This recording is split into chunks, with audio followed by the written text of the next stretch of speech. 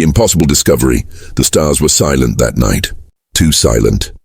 Captain Vordak of the Zorvath Empire stood on the bridge of his warship, the Death's Claw.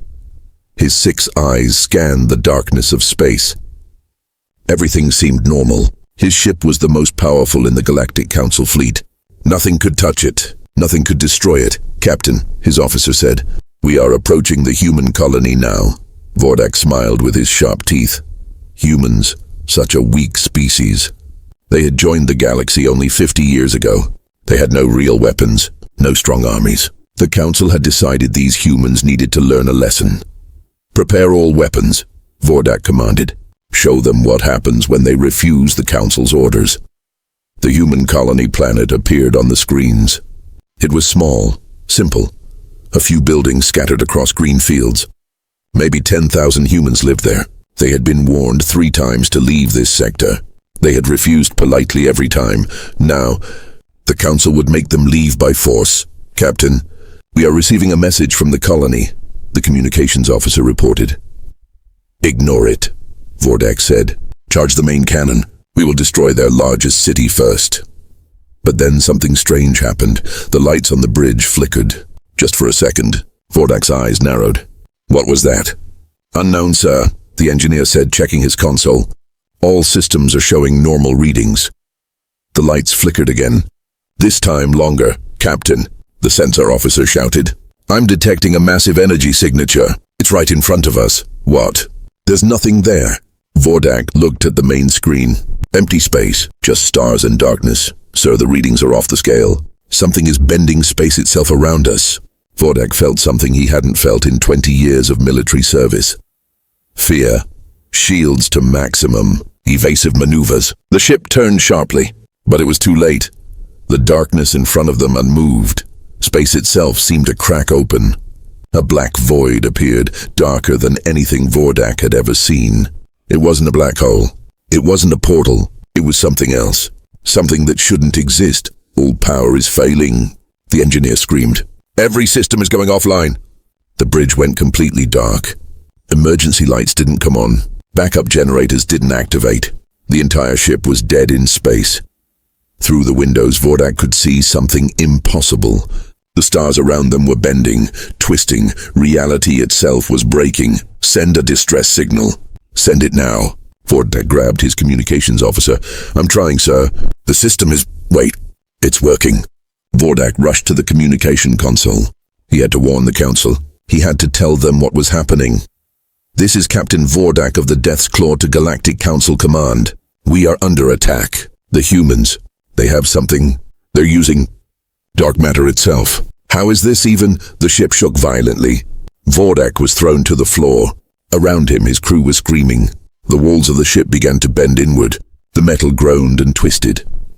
Through the window, Vordak saw his own ship being pulled into the black void. Piece by piece. The rear section disappeared first, then the middle. His crew members were sucked into the darkness, their screams cut short. "No, no, this can't be happening," Vordak whispered. The void moved closer. It was right outside the bridge now. Vordak could feel it. Cold, empty, complete nothingness. His last thought was a question. What kind of weapon is this? Then, darkness took everything. 3,000 light-years away, in the Grand Council chamber, the emergency alarm rang. The council hall was massive. Representatives from 50 different alien species sat in floating chairs around a central platform. They were the most powerful beings in the galaxy. They had ruled for 10,000 years. Today they received a message that would change everything. "Council members," the communications director said, his voice shaking. "We have lost contact with the Death's Claw." "Lost contact." Council leader Theron stood up. He was a tall, blue-skinned alien with 4 arms. "What do you mean?" "The ship was approaching the human colony. We received a partial distress call, then nothing. Complete silence. Play the message." The recording filled the chamber. Captain Vordak's terrified voice echoed through the hole. "We are under attack. The humans, they have something. They're using dark matter itself. How is this even a static?" Then nothing. The council chamber fell into complete silence. No one spoke. No one moved. 50 of the galaxy's most powerful leaders sat frozen in their seats. Finally, one council member, a reptilian creature named Srathi, spoke softly.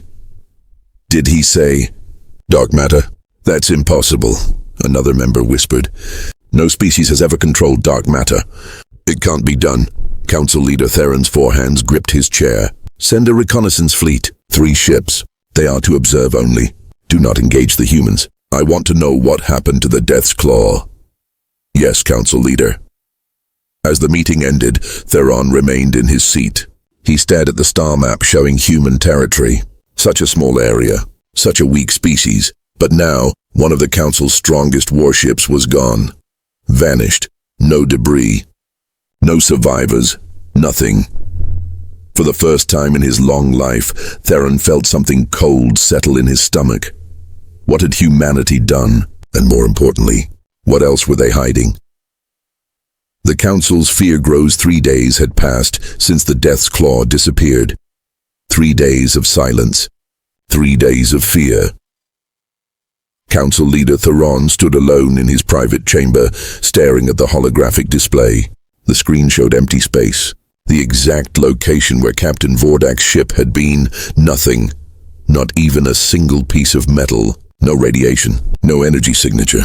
It was as if the ship had never existed. "This is wrong," Theron whispered to himself. "Everything about this is wrong." A door opened behind him. Commander Zaylock entered. He was a warrior from the Krell species. Big, strong, covered in thick armor-like skin. He had fought in 100 battles and never lost. "Council leader," Zaylock said. "The reconnaissance fleet has arrived at the human colony." "Good. What are they reporting?" Zaylock's face was troubled. "Sir, they're reporting the same strange energy readings. Space itself is bending around the human colony. But they can't see anything. No weapons, no defense systems. The human ships look normal, small, weak even." "That makes no sense," Theron said. "A ship doesn't just disappear. Something destroyed it." "There's more, sir." Zaylock pulled up another holographic display. "We sent spy drones into human territory. Advanced stealth drones, the best technology the Council has. And we lost contact with all of them. 12 drones. Gone, just like the Death's Claw." Theron's blood went cold. "How many ships have we lost now?" "4, sir. The Death's Claw and the 3 reconnaissance vessels. They went dark 1 hour ago." The Council leader sat down slowly. 4 ships. 4 of the galaxy's most advanced warships. Gone without a trace. What are the humans doing?" Theron asked quietly. "I don't know, sir. But I recommend we act now, before they become a bigger threat." Theron looked up. "What do you suggest?" Zaylock's eyes burned with confidence. "Send a real fleet. 50 ships. Our best warriors. Our strongest weapons. We crush this human colony before they can use their technology against us again." 50 ships. Theron hesitated. "That's a full battle fleet. We haven't deployed that much force in decades." "With respect, Council leader, we've never faced an enemy who can make our ships vanish. We need overwhelming power. Show the humans that the Council is still supreme." Theron was silent for a long moment. Then he nodded. "Do it." "But Zaylock, I want survivors. I want prisoners. We need to understand what they're doing." "Yes, sir." Zaylock bowed and left the chamber. Theron turned back to the holographic display. He enlarged the image of human space. So small, just a few colonies. Maybe 10 million humans total. How could such a weak species threaten the Council? But deep in his mind, a dark thought whispered, what if they're not weak at all? What if we've been wrong about them from the beginning? 2 days later, the fleet arrived.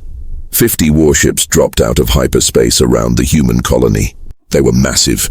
Each ship was 3 kilometers long, armed with plasma cannons, missile systems, and energy shields that could withstand a star's explosion. Commander Zaylock stood on the bridge of his flagship, the Eternal Victory. Around him, his officers worked at their stations. Everyone was tense. Everyone had heard what happened to the Death's Claw. "All ships report ready, Commander," his tactical officer said. "Good." Zaylock looked at the main screen. The human colony was there, peaceful, quiet. A few small ships moved between the planet and a nearby space station. It looked so harmless. "Open a channel to the colony," Zaylock ordered. A moment later, a human face appeared on the screen. It was a woman. middle-aged. She wore a simple blue uniform. Her name tag read, Ambassador Chen. "This is Ambassador Chen of the human colony Haven," she said calmly. "How can we help you?" Zalok was surprised by her tone. No fear, no panic. She spoke like she was greeting a friend. "I am Commander Zalok of the Galactic Council," he said firmly. "You are surrounded by 50 warships. Your colony has ignored Council orders. You have attacked our vessels. Surrender now or we will destroy everything." Ambassador Chen's expression didn't change. "Commander, we have not attacked anyone. Your ships approached our colony with weapons armed. We defended ourselves. That is our right." "Defended?" Zalok laughed. "You made our ships disappear. What kind of defense is that?" "A very effective one," Chen said quietly. "Commander, please, leave this system. We don't want to fight you. We don't want anyone to die today." Zalok's anger flared. "You don't want to fight? You're surrounded. You have no choice." "Commander," Chen's voice was sad now, "please retreat. I'm begging you. What happened to your other ships will happen again. We don't want that. You dare threaten me?" Zalok roared. "You dare threaten the Galactic Council? All ships prepare to fire. Target their largest city." "Please don't do this," Chen said. Zalok cut the transmission. "Fire on my command. 3, 2, sir." The sensor officer's voice cracked with fear. "I'm detecting massive energy spikes. All around us." "What? Where?" "Everywhere. Sir, space itself is... Oh no. Oh no." The bridge lights flickered, then died. Through the main window, Zalok saw it. The darkness. The same darkness that took the Death's Claw, but this time it was bigger. Much bigger. Black voids opened around every single ship in his fleet. Not just one. Not just 2. 50 openings in space itself. Reality cracked open like broken glass. "Shields up." "All power to shields," Zalok screamed. "Shields are useless, sir. The energy is passing right through them." Around him, his crew panicked. Alarms blared. Systems failed. The great warship Eternal Victory shook like a toy. Zalok grabbed the communication console. "All ships, retreat! Jump to hyperspace now." But it was too late for most of them. Through the window, Zalok watched in horror as 49 ships began to collapse. They were being pulled into the black voids. Crushed. Compressed. Disappearing into nothingness. Ships that had survived wars. Ships that had conquered planets. "Gone in seconds. Hyperspace jump in 5 seconds." His navigator shouted, "Faster! Do it faster!" 3 seconds, 2. A black void opened right next to the Eternal Victory. The ship tilted violently toward it. Zalok was thrown against the wall. "Jump! Jump now!" White light filled the bridge. The ship leaped into hyperspace just as the void closed behind them. They had escaped. Barely. Zalok's ship limped back to Council headquarters 3 hours later. He was the only survivor. 49 ships destroyed. Thousands of warriors dead. He stood before the full council now. Every member was present. The chamber was completely silent. "They have warships," Zalok said, his voice hollow. "Warships made of dark matter. I saw them, felt them. They exist in the space between normal space. Our weapons can't touch them. Our shields are useless. They can tear reality itself." "That's impossible," one council member said weakly. "I saw it." Zalok shouted, 49 ships, gone." "I barely escaped." Council leader Theron stood up slowly. His 4 hands trembled. "If what you say is true, then we cannot fight them." "No," Zalok said quietly. "We can't fight what we can't see. We can't destroy what exists beyond our reach." Another council member spoke up. "What do we do, council leader?" Before Theron could answer, every screen in the chamber lit up. A message was coming through. From human space, Ambassador Chen's face appeared. Behind her, through a window, dark shapes moved through space. Ships, but they were barely visible. "Like shadows, like ghosts." "Council members," Chen said softly. "We detected your fleet. We defended our colony. We took no pleasure in it. But we will not be threatened. We will not be bullied." She paused. "We have been watching you for 50 years, learning, building, preparing. We remember what it was like to be weak, to be afraid. We promised ourselves we would never be helpless again." Chen's eyes were hard now. "Leave us alone. Let us live in peace, or learn what humanity does to those who threaten our families." The transmission ended. The council chamber fell silent. 50 leaders, 50 species, 10,000 years of power. All of them were afraid. Council leader Theron looked at the long-range sensors. His screen showed something terrifying. A massive dark matter fleet was moving, heading toward Council space. 20 ships, 50 ships, 100 ships, all made of darkness, all invisible, all unstoppable. What have we done? Theron whispered, and for the first time in galactic history, the Council had no answer. Humanity's secret weapon council leader Theron couldn't sleep. For 3 nights, he stared at the ceiling of his chamber. Every time he closed his eyes, he saw those dark voids, those impossible warships, the way reality itself bent and broke around them. 50 ships, gone, just gone. On the 4th morning, Theron called an emergency meeting, not in the Great Council chamber. This meeting was private, secret. Only the 5 most senior council members were invited. They gathered in a small, secure room. No windows, no recordings, just 6 leaders who controlled the fate of trillions of lives. "We need answers," Theron said. "We need to understand how humans developed this technology. It's impossible. Dark matter cannot be controlled. Every species in the galaxy has tried. All have failed." "Perhaps the humans didn't develop it," said Councillor Vrex, an ancient being who had lived for 300 years. "Perhaps they found it. Ancient technology from a dead civilization." "No." This was Councillor Miran, a scientist. "I've reviewed all the data. The energy signatures are unique, new. This is human technology. They built it themselves. Then how?" Theron demanded. "They've only been in space for 200 years. Most species need thousands of years to reach this level." Miran pulled up a holographic display. "I've been studying human history, and I found something disturbing." The hologram showed Earth, 200 years in the past. This was humanity back then. Miran continued. They had just developed faster than light travel. They were excited, ready to join the galaxy. But then, the hologram changed. It showed human ships meeting alien vessels for the first time.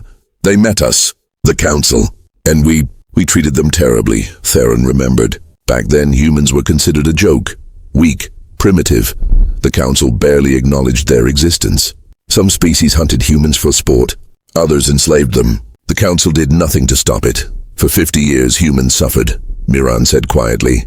They were attacked, robbed, murdered. They asked the Council for help many times. We ignored them every time. The hologram showed human colonies being destroyed, human ships being captured, human families crying. And then something changed, Miran said. Exactly 150 years ago, humans stopped asking for help. They disappeared, retreated to their own space, built walls around their territory. For 100 years they were silent. What were they doing? Councillor Vrex asked. Building, Miran said. Building something we couldn't imagine. Building weapons from the darkness itself. The hologram shifted. It showed a secret human facility, deep in space, hidden behind a moon. This was humanity 150 years ago. Inside the facility, human scientists worked day and night. They were desperate, afraid. Every day more human colonies were destroyed by alien raiders. Every day more families died. A woman named Dr. Sarah Reeves stood before a massive machine. She was thin, exhausted. She hadn't slept in 3 days. "It's impossible," her assistant said. "Dark matter can't be touched, can't be controlled. Every species has tried. It's like trying to hold shadow in your hands." "Then we'll do the impossible," Dr. Reeves said. "Because we have no choice. We're dying out there. If we don't find a way to defend ourselves, humans will be extinct in 50 years. But the risks, I know the risks." Dr. Reeves turned to face him. Her eyes were red from crying. "My daughter died last week. Raiders attacked her colony ship. She was only 7 years old. 7, and the Council did nothing. Nothing!" She turned back to the machine. "So we'll do what no one else can. We'll use what they can't see. We'll become what they fear." The assistant was quiet for a moment. Then he nodded.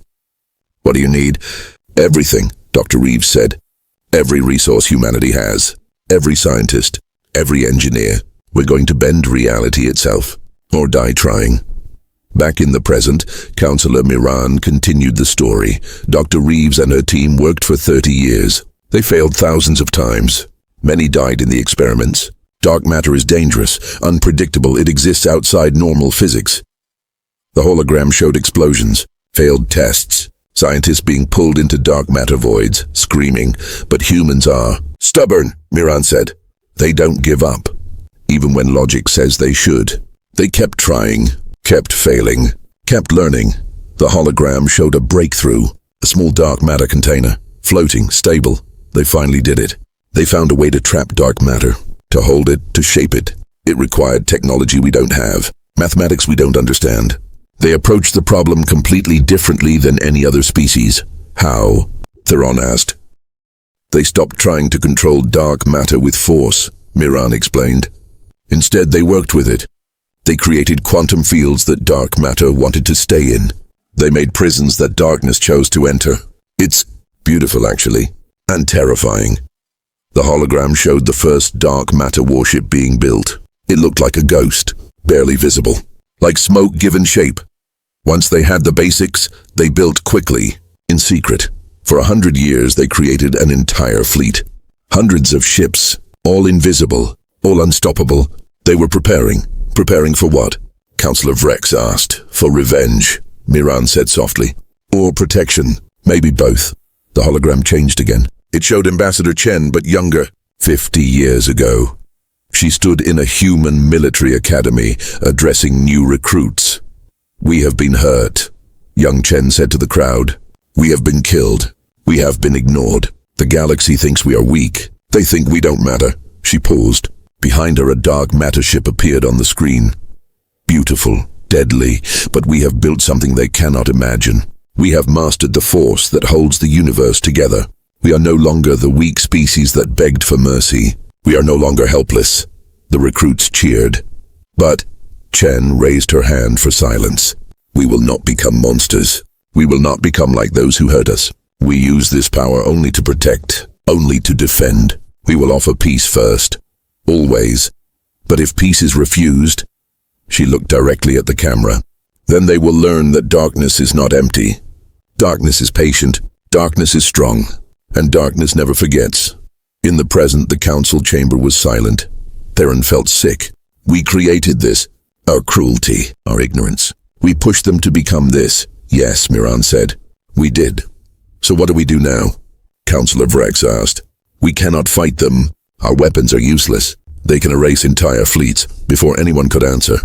The alarms rang. Every council member's device lit up with the same message. Urgent, human fleet detected. Approaching council space. Theron ran to the main observation deck. The other council members followed. They looked out at space, and there they were. Dark matter ships. Hundreds of them. They appeared slowly, fading into existence like ghosts at dawn. They surrounded council headquarters. A perfect formation. Silent. Waiting. How many? Theron whispered. 500 ships, sir. A tactical officer reported. All dark matter class. All weapons charged. Oh, ancestors, Councillor Vrex breathed. They could destroy us all. Right now. With a thought, Theron's communication device buzzed. An incoming message. From the human fleet, he activated it. Ambassador Chen's face appeared. Council Leader Theron, she said. No emotion in her voice. You have sent fleets to destroy our colonies twice now. You have killed our people. You have refused every offer of peace. Theron opened his mouth to speak, but Chen continued. We could end you. Right now. Every council world.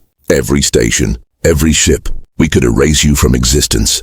Just like you tried to do to us. The council members looked at each other in terror. But we won't, Chen said.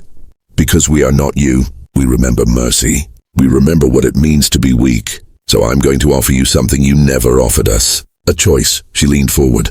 Leave us alone. Recognize human space as sovereign territory. Stop all attacks on our colonies. Do this, and we will leave in peace. We will never bother you again. And if we refuse? Theron asked quietly. Chen's eyes went cold. Then you will learn why darkness is feared. You will learn what happens when you push the desperate too far. You will learn that humans, when threatened, don't just fight back. We make sure the threat never rises again. The transmission paused. In the background, the dark matter ships began to glow. Not with light, with absence of light. Space itself bent around them. You have 1 hour to decide. Chen said. Choose wisely, Council Leader. This is the last chance you'll get. The transmission ended. Theron stood frozen. Around him, the most powerful beings in the galaxy were silent. Some were crying, some were praying, all were afraid. Through the window, 500 dark matter warships waited in the darkness. Beautiful, terrible, patient. What do we do? Councillor Miran whispered. Theron looked at the fleet. He thought about 200 years of human suffering.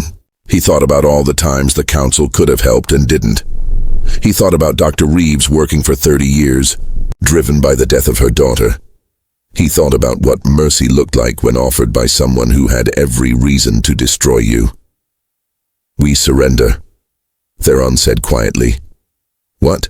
Councillor Vrex gasped. We surrender, Theron said louder. We accept their terms. We leave them alone. We recognize their space. We stop the attacks. But the Council has never surrendered.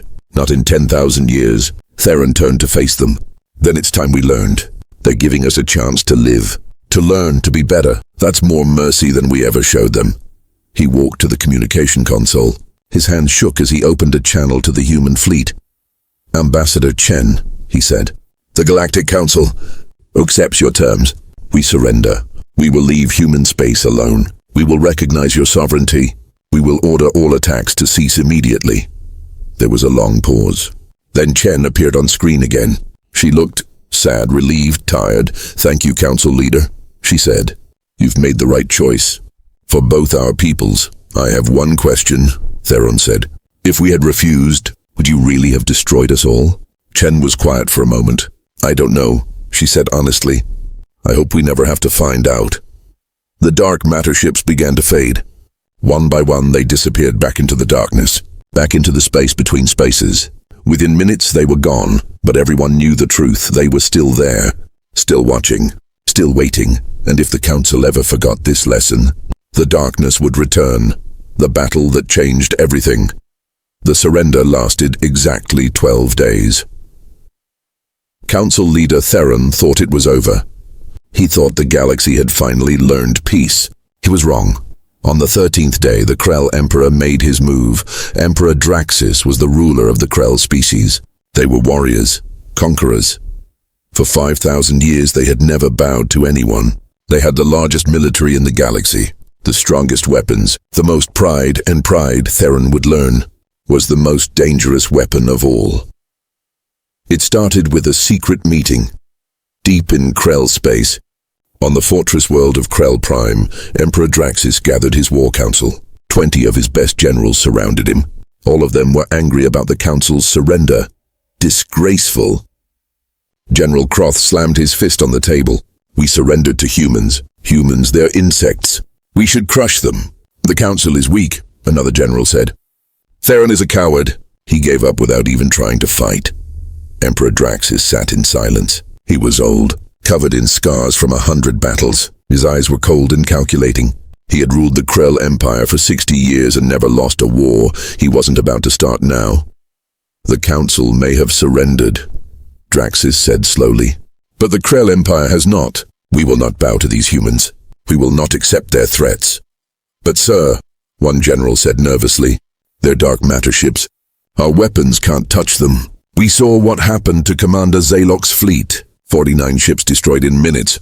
I know what happened, Draxis growled. I also know something the rest of the council doesn't know. Something I've kept secret for many years. He pressed a button on the table. A holographic image appeared. It showed an ancient weapon, massive, powerful. Strange symbols covered its surface. What is that? General Croth asked. The Void Breaker, Draxis said. An ancient weapon built by the ancestors, a race that existed before the council. Before recorded history. We found it buried on a dead world 30 years ago. What does it do? Draxis smiled, a cruel smile. It destroys everything, matter, energy, space itself. It creates a wave that tears through reality. Nothing can stop it. Nothing can survive it. The generals looked at each other nervously. Sir, one said carefully, if it destroys everything, won't it destroy us too? Not if we're far enough away, Draxis said. We activate it in human space. We retreat to a safe distance. The wave expands. Every human colony, every human ship gone, erased from existence. Even their dark matter ships? Especially their dark matter ships, Draxis said. The Void Breaker doesn't care what dimension something exists in. It destroys all dimensions at once. Dark matter, normal matter, everything. General Croth grinned. When do we begin? Now, Draxis said. Gather the fleet. 10,000 ships. Everything we have. We move in 3 days. And this time, the humans will learn what true power means. 3 days later, the largest military fleet in galactic history entered human space. 10,000 Krell warships. Each one was enormous, covered in weapons, shields glowing bright red. They moved in perfect formation, like a school of predatory fish. At the center of the fleet was Emperor Draxis's flagship, the Eternal Fury, and beneath it, attached like a tumor, was the Void Breaker. The ancient weapon pulsed with dark energy. All ships in position, General Croth reported. We are approaching the main human colony world. Population 3 million. Good, Draxis said. Open a channel to the humans. Let them see what's coming. A moment later, Ambassador Chen appeared on the screen. She was on a space station above the colony. Behind her, through the windows, they could see the beautiful blue-green planet below. Emperor Draxis, Chen said. Her voice was calm, but her eyes showed fear. Why are you here? The Council accepted peace. This is a violation of the agreement. The Council surrendered, Draxis said coldly. The Krell Empire did not. You threatened us, made us look weak. No one makes the Krell look weak. Please, Chen said. Don't do this. There are 3 million people on that planet. Families, children, innocent people. You should have thought about that before you threatened the Council, Draxis said. You wanted to show us your power. Now we'll show you ours. He gestured to his weapons officer. Activate the Void Breaker. No. Chen shouted. Wait. We can talk about this. Talking is over, Draxis said. Goodbye, Ambassador Chen. Give my regards to the darkness you love so much. He cut the transmission. On the main screen, the Void Breaker began to glow. Brighter, brighter. Ancient symbols on its surface lit up, one by one. The weapon was charging. 90 seconds until activation, the weapons officer reported. Once activated, the wave will expand at the speed of light. Everything within 10 light years will be destroyed. All ships, Draxis commanded. Prepare for immediate hyperspace jump. The moment the weapon fires, we jump away. We'll be safe. Yes, Emperor. The weapon continued to charge. 60 seconds, 45 seconds, 30 seconds. Draxis smiled. Victory. Finally. Then the census officer screamed, Sir, multiple energy signatures. They're appearing all around us. What? Where? Everywhere. Oh no. Oh, ancestors. They're here.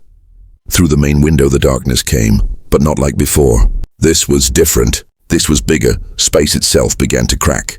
Not in a few places, everywhere, above, below, to all sides. Reality shattered like glass, and through the cracks they came, dark matter warships. But not hundreds, thousands. 5,000 ships phased into existence around the Krell fleet. They appeared from nowhere. From the darkness between dimensions, they surrounded every Krell ship. The entire fleet was trapped. Impossible, Draxis shouted. How many ships do they have? 5,000, sir. They're matching our numbers. How did they know we were coming? Ambassador Chen's face appeared on the screen again. She wasn't afraid anymore. She looked sad. Emperor Draxis, she said quietly. We've been watching you for 3 weeks. Since you first activated that ancient weapon. We can see through dimensions, remember? Nothing is hidden from us. You were spying on us. We were protecting ourselves, Chen said. We knew you wouldn't accept peace. We knew someone would try this, so we prepared. Our entire fleet is here. Every dark matter warship humanity has. You're bluffing, Draxis snarled. Activate the Void Breaker now. 10 seconds to activation. The weapons officer shouted, All ships! Chen's voice filled every Krell ship. If that weapon fires, it will destroy everything within 10 light years, including your homeworld, including Krell Prime. You'll murder your own families. Several Krell officers looked at each other in horror. She's lying. Draxis screamed. Fire the weapon! 5 seconds! The dark matter ships moved closer. Space bent around them. The Krell ships began to shake violently. 3 seconds. Emperor, General Croth said. Krell Prime is only 8 light years from here. If she's right, if the weapon really destroys everything, fire it. Draxis roared. 1 second! The void breaker reached maximum charge. The ancient weapon glowed like a small star. Then it exploded. Not forward, not outward. It exploded inward. The dark matter ships had done something impossible. They had reversed the weapon's energy field, made it collapse on itself. The explosion was contained in a perfect sphere, a bubble of pure destruction around the eternal fury. Everything inside the bubble was torn apart. Matter, energy, space-time, all destroyed. The flagship and the ancient weapon were gone, vaporized in an instant. Emperor Draxus had exactly 1 second to scream before he ceased to exist. The rest of the Krell fleet watched in stunned silence as their leader vanished. Their invincible emperor, their ancient weapon, their pride, all gone. Ambassador Chen's voice filled the silence. Krell fleet, your emperor is dead. Your weapon is destroyed. You have 2 choices: surrender or join him. On the bridge of the second flagship, General Croth stared at the empty space where Emperor Draxus had been. His hands shook. Around him, his officers waited for orders. "Sir?" One of them asked. "What do we do?" Croth was silent for a long moment. Then he spoke quietly. "Contact the human fleet. Tell them we surrender. All ships, unconditional surrender, sir." "Do it!" Croth shouted. "We've lost. It's over!" "We surrender." One by one, the Krell warships powered down their weapons, lowered their shields. 10,000 ships, the most powerful military fleet in the galaxy, defeated without a single shot being fired. But something strange happened next. The dark matter ships didn't attack. They didn't destroy the helpless Krell fleet. Instead, they did something no one expected. They helped. Human ships appeared. Normal ships, medical ships, supply ships. They moved toward the Krell fleet. Ambassador Chen's voice came over the communication channels. "Krell warriors, we know some of your ships were damaged when the void breaker exploded. We're sending medical teams and repair crews. We'll help you get home safely." General Croth couldn't believe what he was hearing. You're helping us, why?" Chen appeared on his screen. "Because this is what we wanted you to understand. Power isn't about destruction, it's about choice. We can destroy, we proved that. But we choose mercy instead. But we tried to kill you. All of you. Millions of your people." "Yes," Chen said. "You did. And if we wanted revenge, we could take it. But then we'd be just like Emperor Draxus. Just like all the species who hurt humanity when we were weak. We'd become the monsters we fought against." She paused. "We don't want to be monsters, General Croth. We just want to live in peace, to protect our families, to have a place in this galaxy where we're safe." Croth felt something he hadn't felt in decades. Shame. I apologize, Ambassador," he said quietly. "For my emperor, for my fleet, for myself. You offered us peace and we answered with war. You had every right to destroy us, but you showed mercy instead. That takes greater strength than we ever had." Chen nodded. "The galaxy is big enough for all of us, General. Go home, tell your people what happened here. Tell them that humans don't want war. But we will defend ourselves, always." "I will," Croth said. "I promise."